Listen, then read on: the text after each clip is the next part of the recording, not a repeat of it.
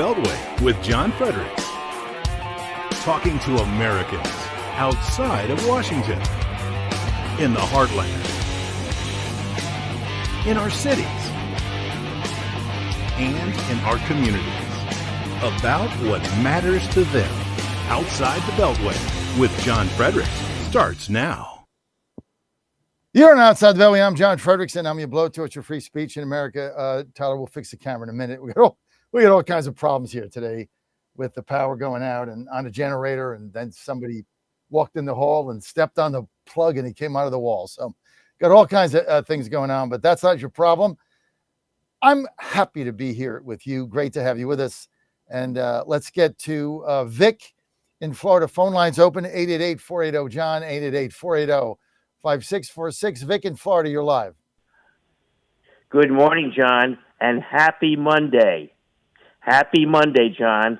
You know why it's a happy Monday? Because we have 5 days in a row. We have 5 days in a row, John, to beat the crap out of the rhinos. And I got a lot to say about that, John, because when I was an undergraduate at Drew University in your home state, and my roommate. Oh, wait a minute! Whoa! You went to Drew? Yes, I did. And my roommate agreed. Right? Wait, I went to Fairleigh Dickinson right across the street. Yes, you did. And my roommate, John, at Drew University was the president of the Essex County, New Jersey Republican Women's Club.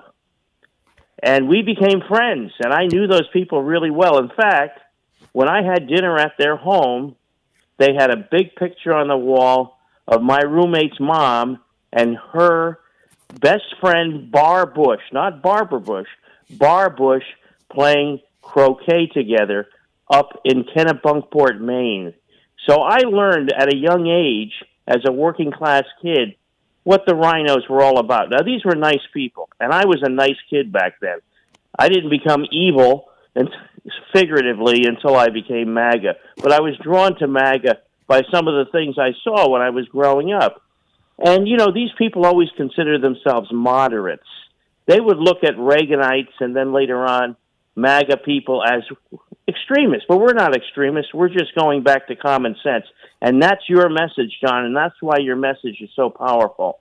But I have something else to say about this stuff, because I worked for a company called Snelling and Snelling in Fairfield, Connecticut. It was one of my first professional jobs before I became a public high school teacher for 25 years.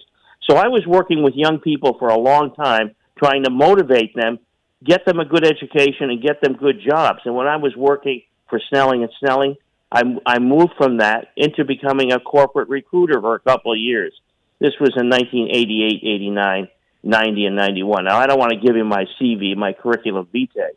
But what I'm trying to say here, John, is during those go-go Reagan years, we knew, our company knew, what H1 and later H1B was all about, because we were working with blue-chip American corporations and placing engineering and chemical engineering candidates in those companies. And they were big, big companies that are household names that I don't want to mention right now. But my point is, John, we knew from the get-go that H1B was an evil act against American young people and candidates. I remember interviewing the best candidates out of UConn in engineering and other fields, sending them on interviews to these blue-chip American corporations who were run by the rhinos, essentially. That's what we would say now. And they would never get hired. And then when I would look into those companies, and we had all the salaries of all the positions at our company, our recruiting firm, we knew exactly what was going on, because they were paying people from India, from China, and from Pakistan less than half of what they were paying American young college graduates. And I quickly became very angry about this, because not only was this preventing me from placing our best candidates and getting a commission, but it was also screwing American young people. That was 30 years ago, John.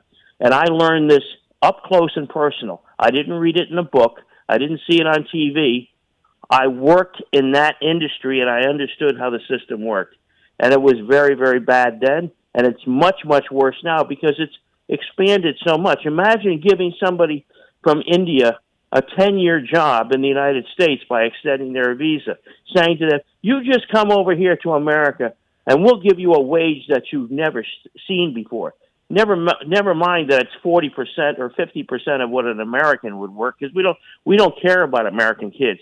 We care about the bottom line in our corporation. I have a lot to say about this, John, and when Margaret Taylor Greene is on, I want to call in, but I want people to understand, when you listen to my voice, you're listening to someone who spent several years as a corporate recruiter and 25 years as a high school teacher, and I love America's kids, young people. And everything that MAGA does from now on to the midterms and afterwards should be focused on reaching out to American young people, showing them that we give them an opportunity for the American dream. That's what Charlie Kirk was doing so effectively, and maybe that's why he's not with us anymore, because his message was so strong to American young people about family formation and getting a good education and getting a good job. He said you didn't need to be a college graduate. He was right about that. And we need to stay on task. God bless you, John. Have a great week. We got so much work to do. But I'm confident with voices like yours in the mix, we will prevail because, John Fredericks, you are the most powerful voice in MAGA. Thank you. Bye. Vic, thank you. And interesting that you graduated from Drew University. It's our rival right across the Highway 24, right across the road from Fairleigh Dickinson. And very interesting. We always tried to date the girls at Drew, but Fairleigh Dickinson was more of the blue collar type college. You know, it was not cheap, but it was it was affordable. Had a lot of commuters. Drew, on the other hand, was kind of the upper tier. You know, the elites went there. Girls there had a lot of money, so we all tried to date them. Much to our chagrin, they didn't really date the guys from Fairleigh Dickinson because we weren't in the same socioeconomic class. All true, buddy. All true. But whenever we played them in non-con games, we always beat them in baseball or whatever, basketball. Although they always had a good basketball team. Why I get off on that, I do not know. But Vic nailed it. You want to weigh in, 888-480-JOHN, 888-480-5646. But Vic is right. And HB-1 visa scam is going to sink the movement and cost them the midterms more than anything else. Because guess what? America First populist movement, Trump voters shrug their shoulders and stay home. We're done doing anything to help the gangster banksters on Wall Street. We're done. We're done with the elites. We're done with the billionaires. We're done with them all. They do nothing for us. This movement is a working class movement. That's how we got here. Not by giving away cheap labor so we can import them in so somebody with a hedge fund can make another 15% of their bottom line at the expense of our kids. This is the number one issue out there that he's got to reverse. Just drop it. Just move on. Drop it. And Lutnick's got to go. Right? It's another one. Again, we're all filled with these Wall Street barons. I don't want to see another meeting with another billionaire donor dinner. Go to a work site. Talk to them. I'll be right back. You're on the John Fredericks Media Network. 888-480-JOHN. Got a great show coming up. Stay with us.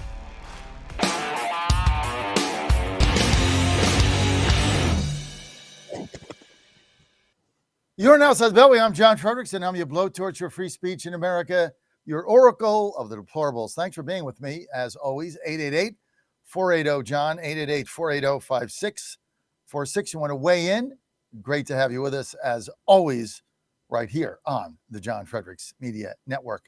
Let's get to the phone lines. But first, I got to tell you, man, I got to have a sip of my 1775 coffee. I don't know what you guys are drinking, but I believe in quality of life. That's why I have simple things of quality of life, like My Pillow slippers, quality of life, all the My Pillow stuff. But I tell you what, best thing to do when I get up in the morning is I can't wait to get my 1775 coffee. Now, I was a little bit late today because, I had this power outage here and I had to run wires through other offices and I had to take the coffee maker outside. I couldn't make it in the office. So I had all kinds of things going on, but let me just see how great it is. My first sip of the day. Hang on. Oh my God, that is such good coffee. Damn. I've never had coffee like this. It really makes your day. It is so good. Now, today I brewed the dark roast, just in the mood for that. I get premium. I get the beans now. I get premium. I get dark roast. I get medium. Medium once in a while in the afternoon if I feel like a pot. But I felt like I got up today. I said, I need some dark roast, baby. Let's go. And brewed it out there, brought it back. Hang on. Unbelievable. That's so good. It is. It's worth getting up for, folks. Quality of life. And it's affordable. Talk about affordability. It's affordable. All you got to do is go to 1775coffee.com. 1775coffee.com. Promo code Godzilla. It's going to get you 10% off. Boom. Right off the bat. Because we got to lace them up and lace them tight. You better get ready to roll. We got another bus tour going in April. Beat this referendum in Virginia. I'm not going to stand around in my, laurels and hope. Hope is not a strategy. You got to do something. Tactics. Let's go. Okay, let's get to Rob in New York. Rob, line 1, you're live. Good morning, John. I got to tell you, I like it when Vic calls in because my parents are retired school teachers, and also when he brings up, where you guys went to school. I think I told you this before. One of my aunts and uncles live in Florham Park, so they still are alive and they still live there. So it's good to hear that area, New Jersey. But I also want to add on to this H-1B thing. To me, this is just the uniparty coming back again with another way to get immigration. Yep. Can't get them across the border illegally, so now bring them in through a legal status. Yep. But the problem is, just like you said, they stay here a certain period of time. I'm sorry, I see them. I have people in my town, who are here from India, and great. They're lovely people. They're probably engineers working in various places, in and around the New York City area. Okay. They're not, they're not looking to harm the country, but you just took in and filled slots that we should be sending our kids for first. Yes. And don't give me this crap. Because I have friends, not you, but I'm saying people have said, oh, the American kids don't want these jobs. Ford Motor the CEO is whining about stuff. Well, maybe we should be offering better programs in schools, or maybe we should ask these kids what they want to do. Yep. I mean, here's an idea. Don't just assume they're all on the couch. Instead of giving out $2,000 a tariff thing, which is a joke as far as I'm concerned, here's what you do. Say, we're going to give money to any corporation that invests in training our kids to get their high-profile jobs. We're going to take the tariff money, because the purpose of the tariff money is to get jobs here. So we're going to take the tariff money, and we're going to give it to corporations who set up their own manufacturing or engineering training schools to give the kids that they need the training in order to get the jobs that they have. And we will help fund that. We'll fund it. Just set it up. Tell us how much it is. Make it work. They get an apprenticeship. Done.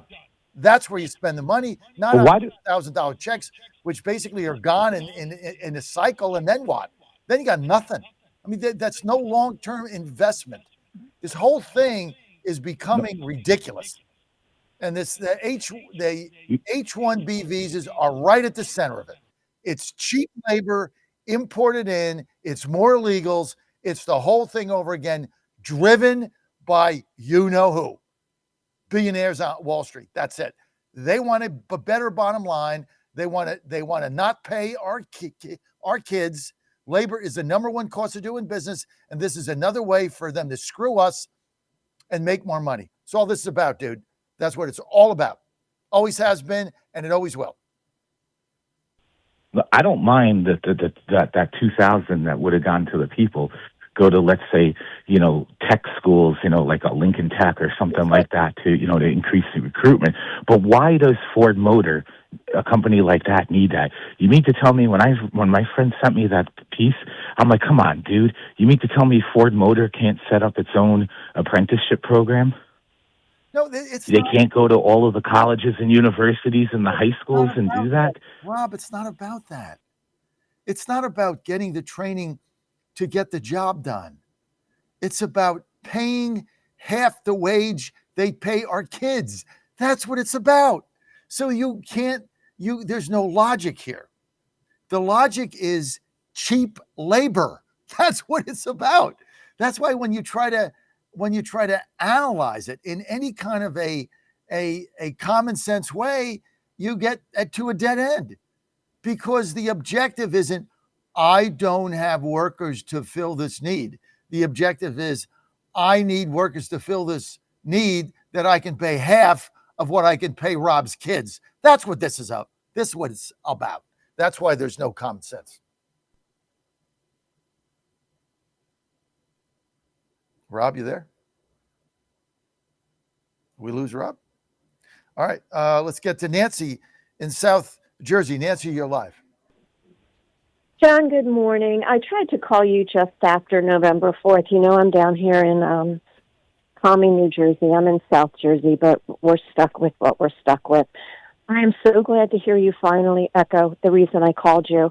I was begging for someone to listen to me scream from the rooftops that these images from the Oval with these pharmaceutical giants and all of these deals with big corporations and the freaking ballroom picture that he holds up every 3 days is killing us at the polls.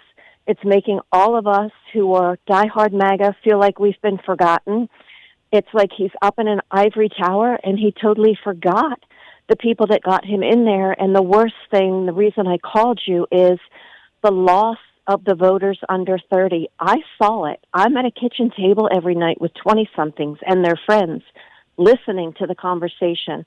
They're saying everything that I said when Reagan was in office. I used to be a Democrat long, long time ago, John. I'm 60 now. When you grow up and have a family, you learn better and you do better. But I will tell you that all the words coming out of their mouth are the same words that came out of my mouth. And it is so hard to tell them they're wrong.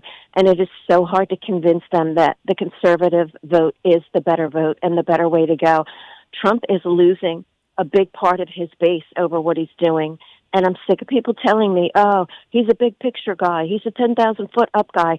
We didn't vote that in. We voted Trump 2016 in, and he's not there anymore. Please tell me I'm wrong. And please tell me that I'm... You're right, Nancy. You're 100% right. And this has got to stop. And, he got the young vote in 24, and now he's losing it by what he's doing. And, I mean, he can have all the Air Force One gaggles and all the gaggles he wants with the press and whatever. He can do all that all day long. It doesn't matter. The photos coming out of that Oval Office with tech giants, pharma giants, corporate giants, Wall Street giants, the elaborate dinners where all the donors, donating to the ballroom or donating to his library. Enough. I mean, turning people off when they're worried about making ends meet in this country. And he had this vote. I mean, he had it. And now it's going away if he doesn't pivot ASAP. And it's for us. Now, what's going to happen with his base? Well, what's going to happen with it with a lot of people is they're going to blame us. They're going to tell us he has a plan. We just don't know it. He's got to trust him. He's got a plan. That's what they're going to tell us. And then when we lose the midterms, then they're going to say, oh, they cheated. They stole the votes. See, this is the cycle you get into, right? I mean, I had somebody actually send me an email. I mean, a reasonable human being send me an email over the weekend saying that Winsome Sears really won and the vote was stolen, and here's why. She lost by 500,000 friggin' votes. I mean, stop. You got to understand what is going on here. Oh, they stole it. She lost by 500,000 votes, 15 points. Tell me they stole it. Every poll at the end had her up by, at the final days, had her up by 10 to 15. Every single one. Oh, they stole it. This is the trap we fall into. And you got to, if you don't call this stuff out, you're never going to fix it. If I didn't blast for, what was it now? 5 years straight, the phony, machine thing, we would have never won in 24 because we'd still be talking about machines instead of matching them in Pennsylvania and Ohio and other states on the early vote. This is the trap you fall into with nonsense. So Nancy, you're 100% right. Let's get out of it. Let's get away from the data giants. Let's get away from the tycoons. Let's get away from the opulence, the golden toilets. Out. Let's go to a job site, start talking to workers. This is how we got elected. And we're losing right now. We're losing.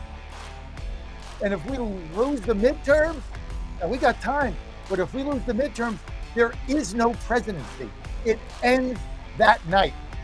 And in 3 days, they'll impeach him. Unbelievable. Nancy, I'm with you. 888-480-JOHN.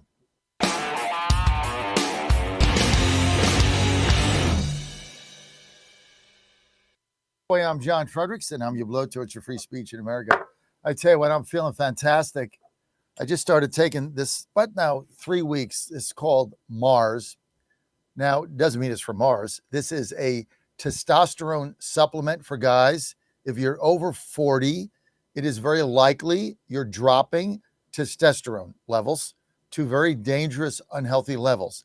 And it affects more than you think. When you think about testosterone, you think of, guy stuff. But it's got a lot of other impacts that are very negative. You got to get your testosterone level back up. And the way to do it is because I don't believe in taking shots. I got enough shots going in, when you got to go and get your blood tests and that. I believe in this oral supplement. This is what Dr. Kelly Victory told me to take. When my blood test showed my testosterone was dangerously low, not because of anything about me, but because I'm going to be 68. It goes. And so you're going to see a difference immediately. For you guys out there, just go to twc.health/Godzilla, twc.health/Godzilla, and get your Mars, MARS, testosterone supplement. You take 2 a day with a glass of water. Do it anytime during the day. I do it when I get up, as I'm, just before I'm shaving. Do your 2 every day. You're going to feel 100% better. Takes a couple weeks. I'm feeling better now.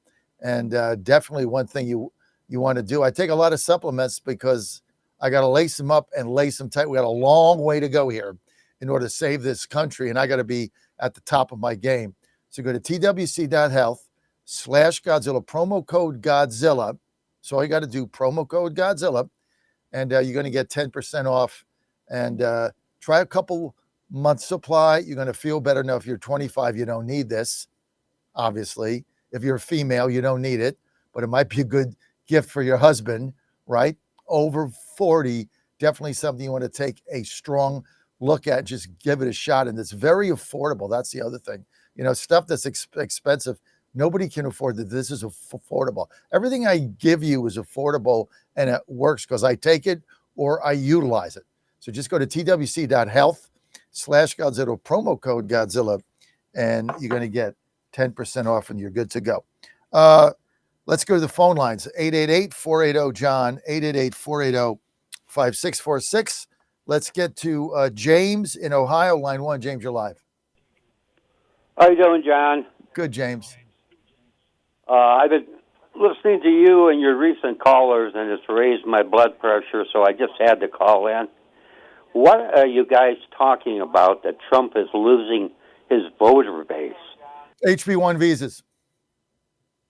Because he's allowing Chinese students to come in? I don't agree with that either, but yes. You sound like you're just throwing this guy to the wolves. No, we're trying to do a pivot and a course correction. Nobody is a bigger supporter than President Trump than me. I've been there from day one. I've never wavered. But when we need a course correction, you need a pivot.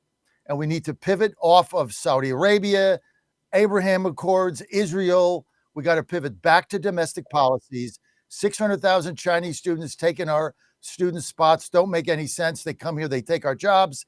H-1B visas is counter to the entire mission that's driven by Wall Street.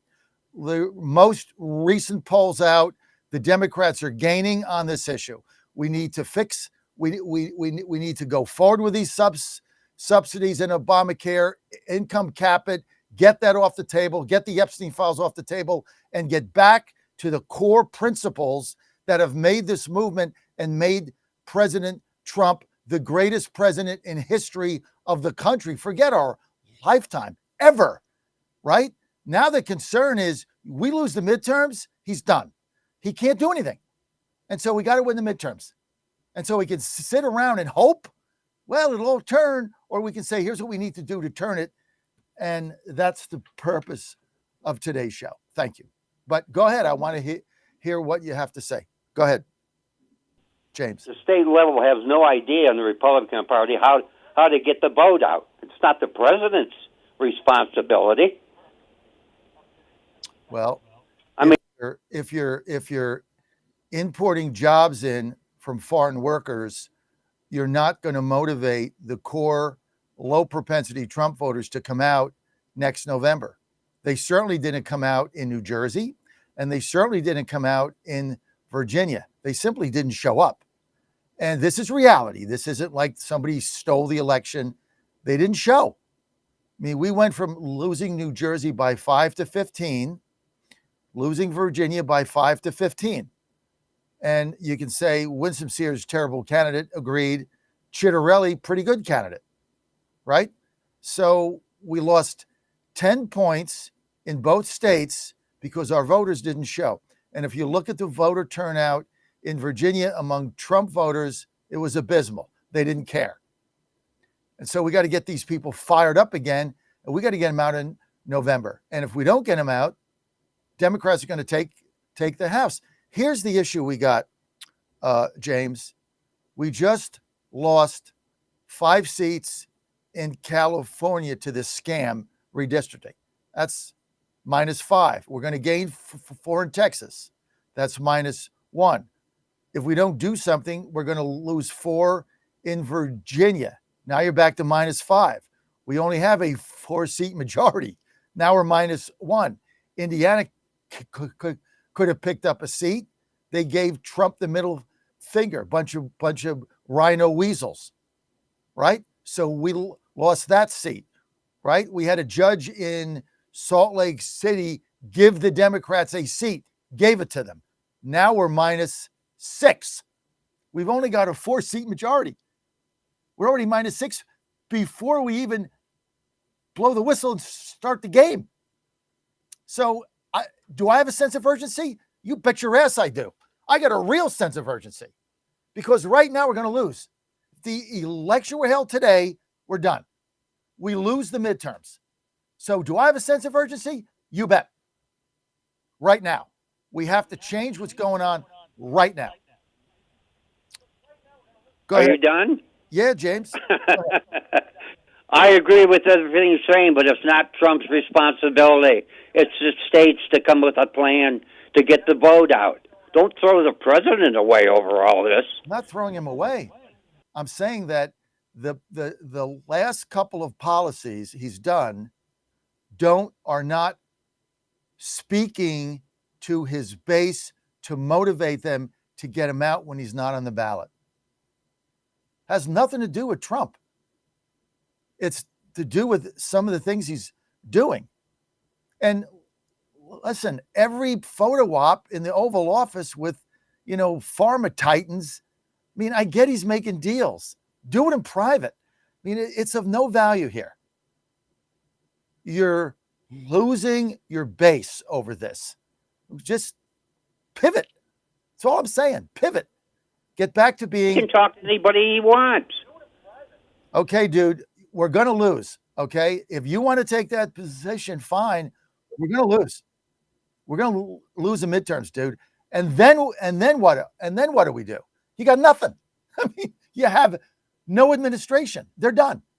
So you got to win the midterms. So I'm going to ask this question. I'm going to ask everybody. Okay.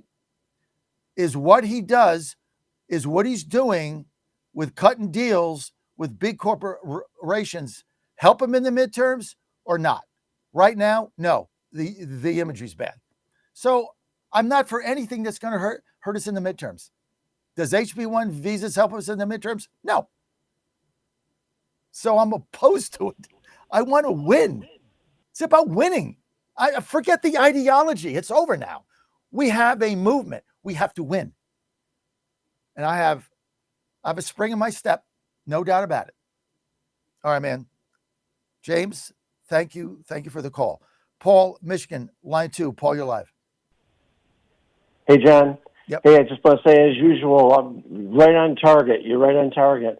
And I really just, like I always emphasize, now is the time, and we need to eliminate this scam H-1B, as you know.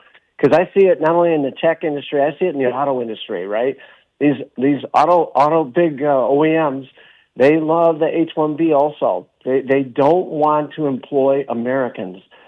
And we need to reverse this and get into President Trump's ear that he needs to be on the side of the American worker and not on these big corporations and the globalists in regards to protecting American jobs. And I'll just say one other thing.